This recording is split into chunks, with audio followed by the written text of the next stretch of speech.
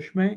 Euh, je me demandais si tu serais prête à regarder, parce que il y a le fameux psaume 83, n'est-ce pas? Comment est-ce qu'il s'applique par rapport à aujourd'hui? Oh, c'est toute une étude. Oui, hein?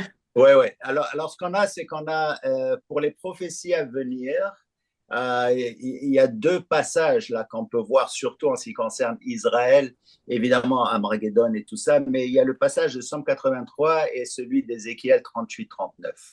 Et dans les deux, vous avez à peu près 10 nations, exactement 10 nations qui vont venir contre Israël. Alors, au Psaume 83, vous avez les nations qui sont voisines d'Israël. D'accord. Alors, on parle les Philistins. D'ailleurs, le territoire des Philistins, c'est le Gaza en ce moment. Il y a évidemment Tyr, le Liban, qui est là où Hezbollah est. Vous avez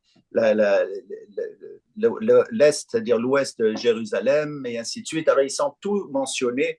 On pourrait faire d'ailleurs une étude. Maintenant, il y a une nation qui est mentionnée dans les deux.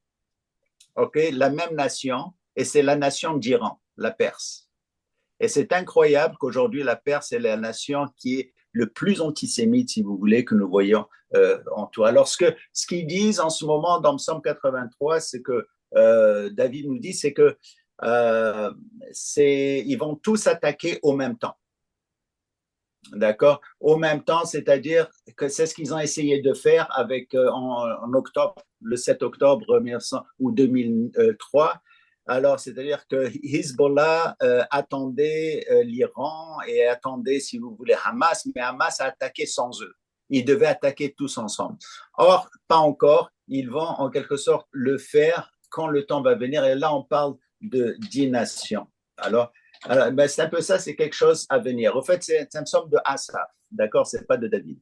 Un psaume de Asaph lui-même, d'accord? Et donc, c'est quelque chose à venir et toutes les nations sont nommées ici, comme toutes les nations sont nommées aussi dans Ézéchiel 38-39, qui est la guerre de Gog et Magog. Et ça, c'est important parce que ces deux passages sont considérés comme des passages de la fin des temps pour, pour les Juifs. Alors pour eux, surtout, la guerre de Gog et Magog dans Ézéchiel 38-39 représente l'équivalent de Armageddon. Et il dit qu'après ça, je veux dire, c'est là où Jésus va venir. Et au fait, ces deux guerres vont se joindre, je crois. Euh, Probablement que les derniers 3 ans et demi vont commencer par la guerre de Gog et Magog. D'accord. Et c'est là où l'Antéchrist va venir défendre Israël, d'après le traité qu'il ait fait 3 ans et demi avant, et c'est là où ça va nous mener vers Armageddon lui-même.